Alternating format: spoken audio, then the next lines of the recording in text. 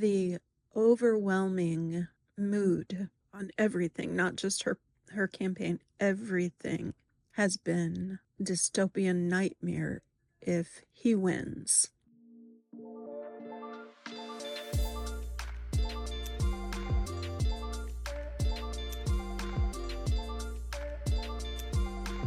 Hey y'all. So I guess this is probably the first video I've recorded, audio recording, since my 100-day challenge. It got extremely busy after my birthday. For some reason, I lost about 10 pounds in 2 weeks, like 9 pounds in 2 weeks. Ended up in the ER. Haven't been in the best place. And so the election happened last week, and I don't know if you can tell from my other videos, I don't talk about it a lot, I don't think, but I'm not happy with the results at all. So a lot of people are not, and I have been in a really bad headspace because of it. I'm scared. A lot of people are scared. I'm scared for my friends and people I don't know, and my headspace has been really, really bad the last week since, gosh, it's a week today. The last week, I was certain Harris would win and absolutely shocked at the outcome, but it's entirely out of my control. And a few people and myself included, in the spiritual community that I'm a part of, started asking the question, if we really wanted Harris to win, why, and our thoughts manifest reality, why didn't she win? And it's one of those moments where you have to take a really hard look at your beliefs. And I don't mean that manifestation and creating your reality isn't real. I mean that our beliefs collectively have been one of fear. Harris's campaign wasn't so much about choosing optimism and a woman president and a Black Indian president and good for all, even though those were the policies like equality and equity and a better future and progressive ideology. Even though those were the policies she ran on, the overwhelming mood on everything, not just her campaign, everything has been dystopian nightmare if he wins. I learned about Project 2025 early on and kept hitting that warning bell. People, don't vote for this. Here's what it is. Here's what it is. Here's what it is. And really had to step back and think, my vibration was one of fear. My focus was on this. Even though I didn't want it, my focus was on it. So we don't get what we want. We get what we are attracting. And that's so important to understand.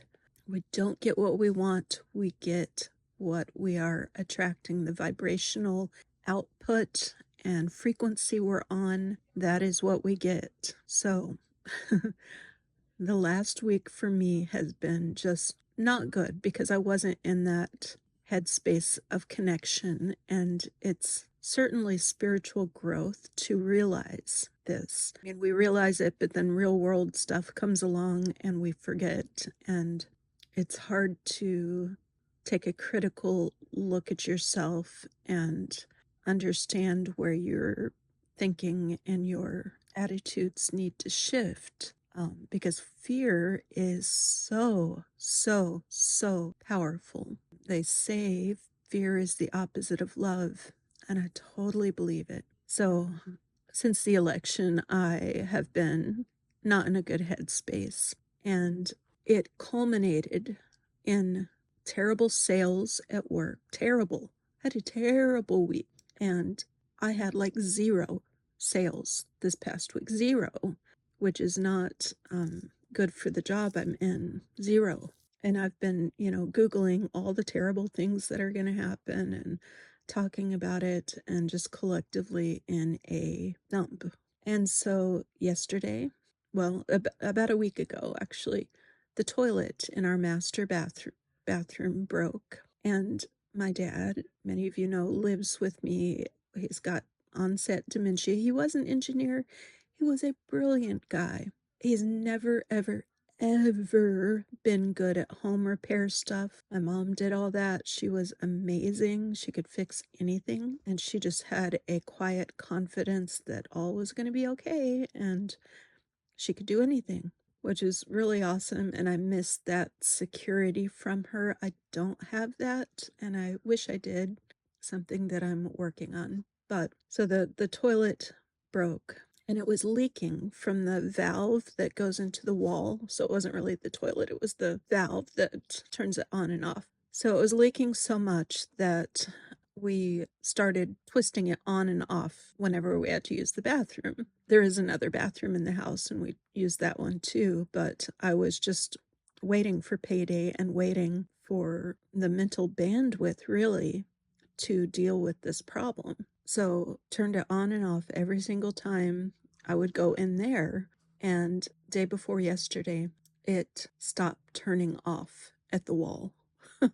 So there was constant water running. Our water bill is going to be crazy.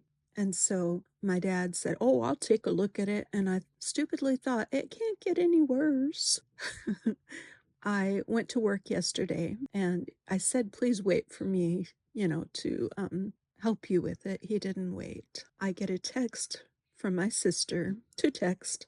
One was that he had gone in there and done something to it, and water started spraying out all over the place, flooded the bathroom floor.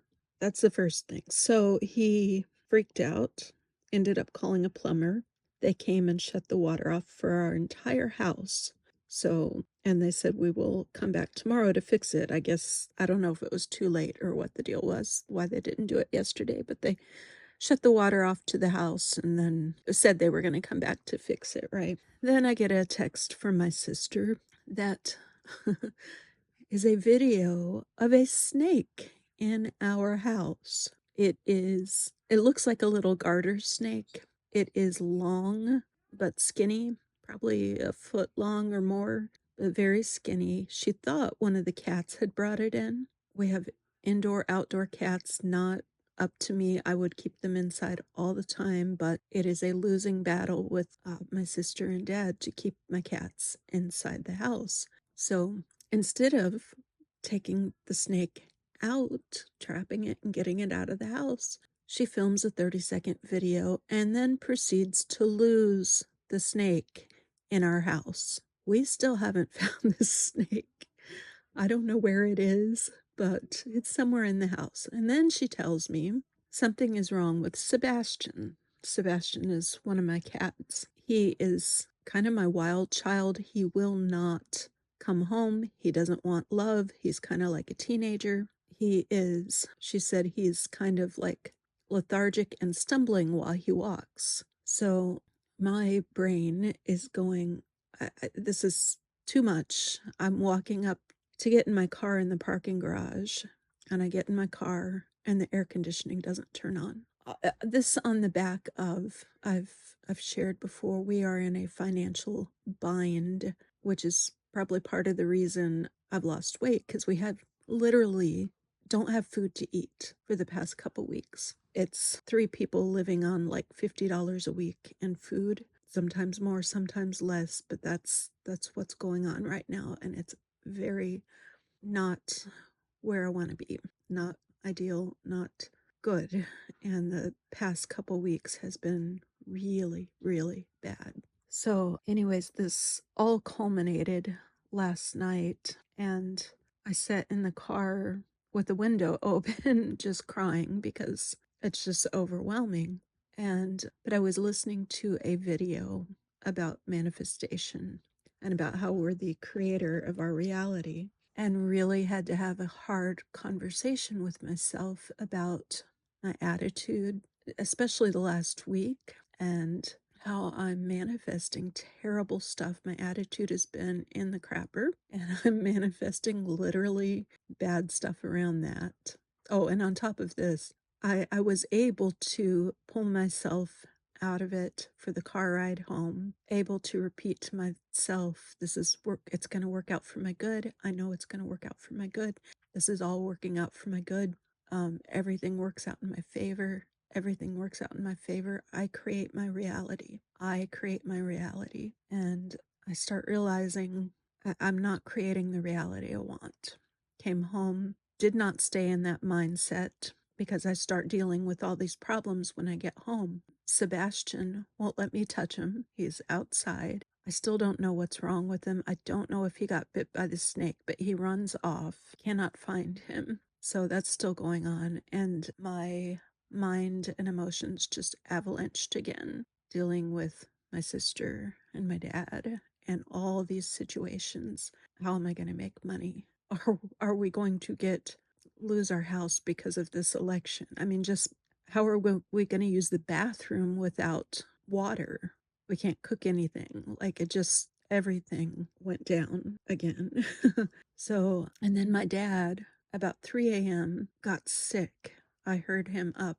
I'm a really light sleeper. He got up. He starts getting sick. He had diarrhea. He had, in the spare bathroom, diarrhea.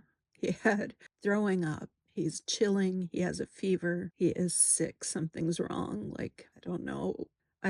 We've had sick people with the flu at my work, and was not feeling my best last week and the week before, but now he has it, and without being able to flush the toilet. Sorry, TMI, it's disgusting. So I didn't sleep very well knowing there's a snake on the loose and all these problems are happening. And when I was very religious, it was somehow super easy for me to think God's got it. He's got me. I'm good. It's all good. And I do believe for sure that that mindset is where we need to be. Whether you believe in God, the universe, whatever. I think what's gone wrong with me since I left religion and have altered my beliefs as far as being a evangelical, well, I don't want to say evangelical Christian, a Christian raised in like a cult mindset. I struggled with beliefs. I struggled with if it's any of it's true, all of it's got to be true. You know, I took it very seriously, but my camera shut off, so I'm recording again. I think I was saying that I've changed beliefs. I used to be so certain that God was going to take care of me and that He had it and I was going to be okay. And then when I lost my religion, and at the same time I was learning new things about law of attraction and science and vibration and observer effect, and I've been learning and learning and learning these 10 years since I left religion. But there was that loss of faith that everything was going to be okay, because now I thought, this is on me. And statistically, my mindset has not been in a good place. Like, even though I was very certain God was going to take care of me, I did not have self-confidence in myself, and I struggled with depression, primarily from life circumstances, if you've listened to my videos. And because I did not feel confident that I could do things, I was filled with shame because of the religion aspects.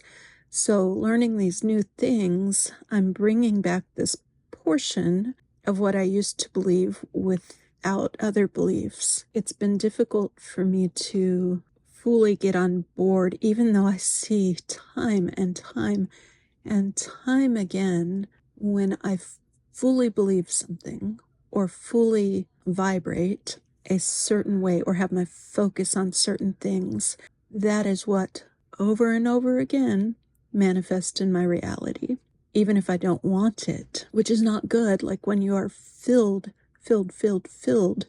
with fear. I don't even want to say it out loud. I don't even want to say what my greatest fear is. I'm sure you can tell by listening to my channel what my greatest fear is.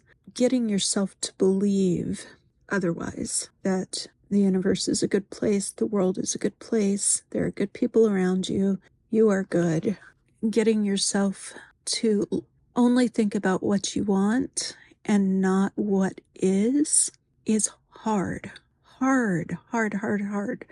We are so reactionary, and we look at the current circumstances around us. Yeah, definitely what's going on around us is going to go down in history. It's going to affect people's lives. I think not positively, but even without all the beliefs, even if we just look at what can I do about it? I've cast my vote. There is absolutely nothing I can do further other than to keep myself in a good mindset, to speak love to others, to let others know I love them and am accepting of them, to continue voting the way I believe. There's nothing else I can do about the situation. So I've got to let it go and trust that good will come eventually. And I've got to, most importantly, I've got to be in charge of my own thoughts, emotions, vibration, own life, own direction, own what's going on. I can't curl up in a ball and freeze. I can't continue to fight when there's nobody to, when there's no direct threat at me right this minute. There's nobody, coming to my door to take me away. And even if I did fight in that moment, it probably is not going to do good for me. So I just wanted to hop on and explain the realizations we have and to remember them. People talk about being awake, like enlightened. And you got to remember, Buddha had to leave his family and go sit under a tree without any of the trappings of the world in order to become enlightened. He didn't have to go back into the world and try to function on a daily basis. It's going back into the world that is so hard once you have moments of clarity about how things are. So we need to remind ourselves constantly of how things are. When all this stuff came crashing down yesterday afternoon, I had to go back and go, wait a second, I am so off track. I'm so off track where I want to be emotionally, how I'm acting physically, how I'm believing. All of this, I'm in a state of fear, and I have to go back and get recentered and find compassion and find love. I've been watching people like AOC talking about what's happening, and even though they speak in very serious words about what's happening, their countenance is still one of caring and hope and love. And I think, how can they put on a smile during all this? And it's a reminder to me, we have to continue to love. We have to keep our mindset right, our attitude right. We have to focus on what we want, not what we're scared of. That's what got us here. 100%. That is what got us here. So let me know what you think in the comments. If anybody comments on this, I believe it's super important to keep this in the forefront of our minds, especially moving forward.